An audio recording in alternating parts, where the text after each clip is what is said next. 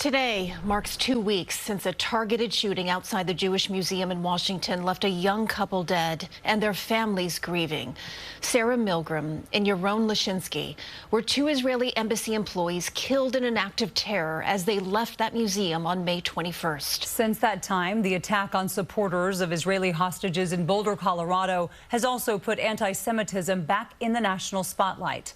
CBS News Minnesota's Jonah Kaplan spoke exclusively with Sarah's grieving family. She was a stronger person than I ever was. What the parents of Sarah Milgrim want everyone to know was how their daughter's life was filled with love, starting with her father Bob, her mother Nancy, and older brother Jacob. She was the perfect child. We never argued about anything. She loved family. She loved her community. It was a life full of love stories, too. First falling for Israel after her bat mitzvah in Jerusalem.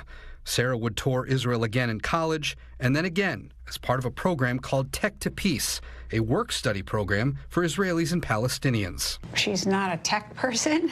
Right. So she learned some things, but really she was involved with the social immersion between bringing all the people together. When Sarah got a job after grad school at the Israeli embassy, she'd fall in love again with Yaron Lashinsky. We saw their love blossom for each other, and we knew how strong it was. So we were hoping that they would be getting married.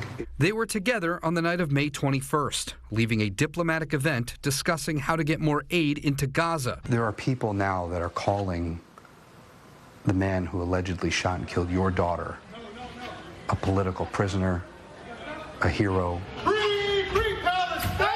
someone who was working to be a liberator.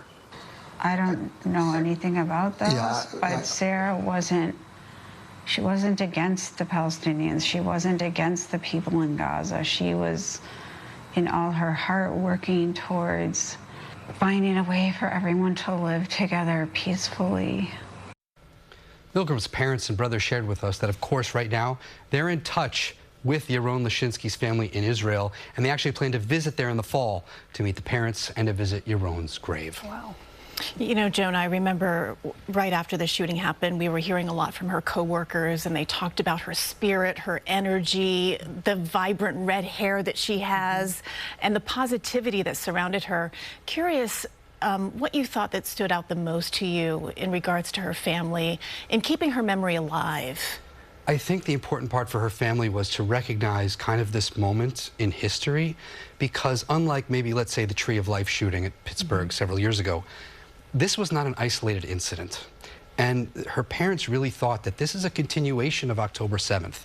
The same way an attack on the governor of Pennsylvania, his mansion, the same way at Boulder, Colorado. Here's where people that wanted peace, wanted coexistence, and her dreams, like all of those young people at the music festival, were killed. And it sort of goes to the broader theme of growing anti-Semitism in this country. I understand Sarah's family shared their concerns with you about this trend.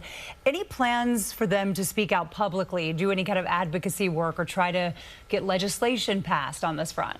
Not right now. Yeah. I think the biggest takeaway for them right now during this grief was that, we just had a major Jewish holiday over the weekend. And instead of just speaking out, they showed up. And people, whether they're in Syosset, whether they're in Stamford, whether they're in South Orange, New Jersey, Jewish communities know what is the best way to get back at anti-Semitism? Be more Jewish. Jonah Kaplan, great perspective that you brought to us here today, and we thank you for sharing that interview. Great to be with you guys. Thank you.